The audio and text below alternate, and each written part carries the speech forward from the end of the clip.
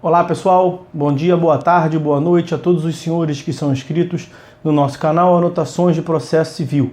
Se você ainda não é, eu sou o professor Arthur Vieira e depois que eu concluí o meu doutorado em Direito Processual, eu resolvi me dedicar a esses veículos de comunicação para que eu pudesse transmitir aos senhores conhecimento jurídico de qualidade e de forma gratuita. Aqui eu vou pontuar o meu e-mail de contato para que eventuais interessados possam estabelecer um contato mais direto. Inclusive, nós podemos eventualmente considerar a hipótese de publicar um artigo científico em conjunto, tá certo? Bom, gostaria de pontuar também com os senhores o nosso canal no YouTube. Se você ainda não é inscrito, basta clicar no ícone do livro que fica no canto inferior do vídeo para que você se inscreva. Sugiro também que você clique no ícone do sininho para que você possa ativar as notificações dos vídeos que são constantemente disponibilizados por aqui.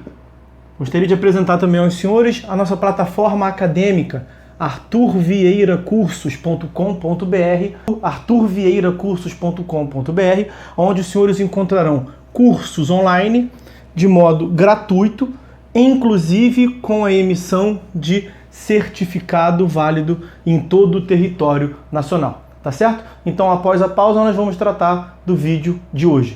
Então, meus amigos, no vídeo de hoje nós daremos início à análise da terceira parte do nosso livro Anotações de Processo Civil. A parte 3 de disciplina, ela aborda os processos nos tribunais.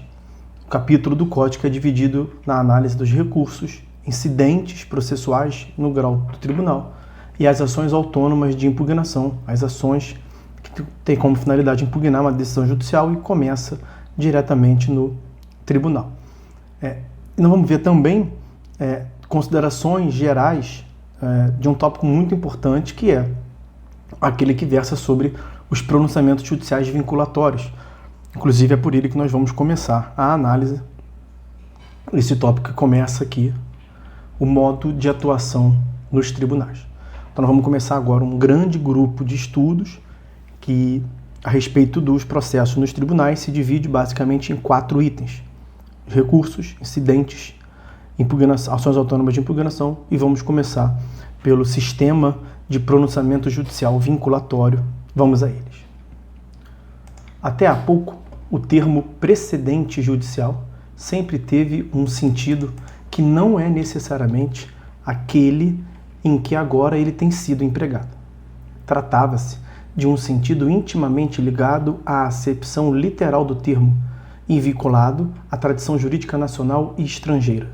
Falava-se em precedente para se referir a um pronunciamento judicial proferido no passado e identificado em um momento posterior como sendo um subsídio relevante ou decisivo para a resolução de novos casos, em que a mesma ou uma análoga questão se ponha.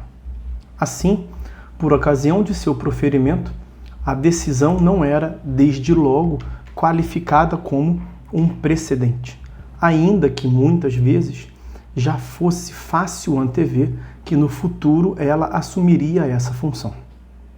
Nesse sentido tradicional, o precedente é identificado como tal não no momento em que é emitido, mas depois, quando invocado, interpretado e utilizado como subsídio ou baliza para uma nova decisão. Ou seja, nessa acepção, é uma visão retrospectiva que nos permite identificar os precedentes. Como dito, esse foi tradicionalmente o sentido de precedente no sistema brasileiro, tal como ainda o é em ordenamentos estrangeiros.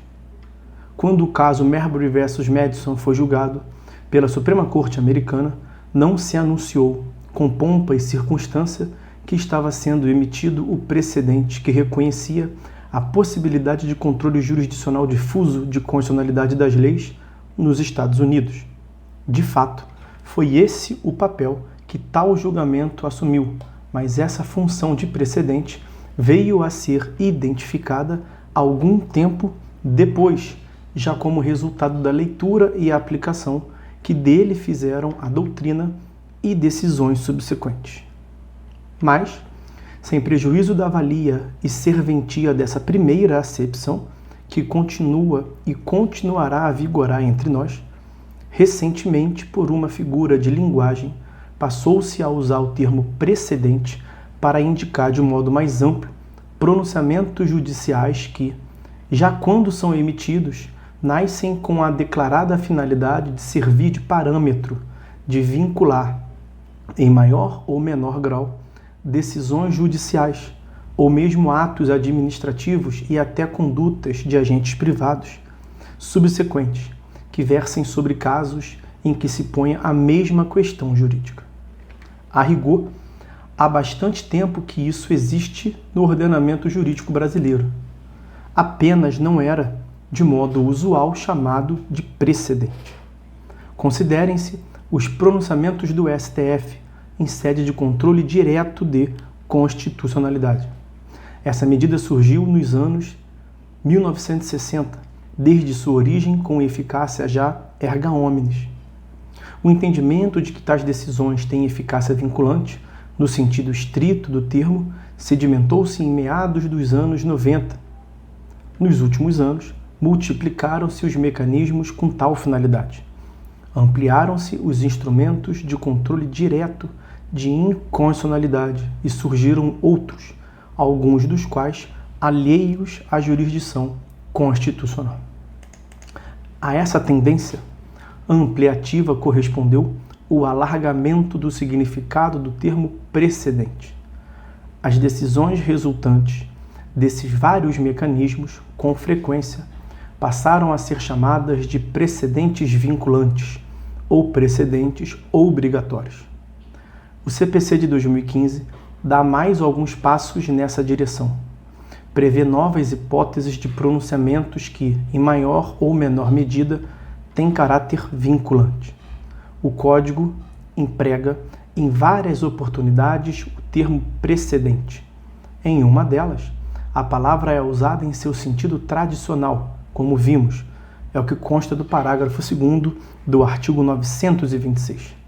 Mas em outras, seu emprego parece referir-se principalmente, se não exclusivamente, à segunda acepção acima expostas, como se vê dos incisos 5º e 6º do parágrafo 1º do artigo 489 e no parágrafo 5º do artigo 927. Essas considerações conduzem a uma outra questão. Ao ampliar e intensificar as hipóteses de precedentes vinculantes, o CPC teria alterado parâmetros do ordenamento brasileiro? Os precedentes judiciais teriam passado a constituir fontes primárias de direito? Enfim, teria sido estabelecido um sistema jurídico fundado nos precedentes, como se dá na tradição jurídica do common law? A resposta é negativa. Nós vivemos ainda o primado da lei clássico do sistema jurídico da civil law, com algumas atenuações. Para aprofundarmos a questão, apresentaremos nos próximos tópicos uma resumida evolução destas tradições jurídicas aptas a lhes aproximarem, como nós nos propusemos a ver a partir dos próximos vídeos que eu farei com os senhores. Então vamos fazer um corte no vídeo por aqui. Vamos tratar, a partir do próximo vídeo, da família jurídica do common law, seus aspectos históricos, seu desenvolvimento e tudo mais. Então por hora é só, meus amigos. Fiquem todos com Deus e até uma próxima.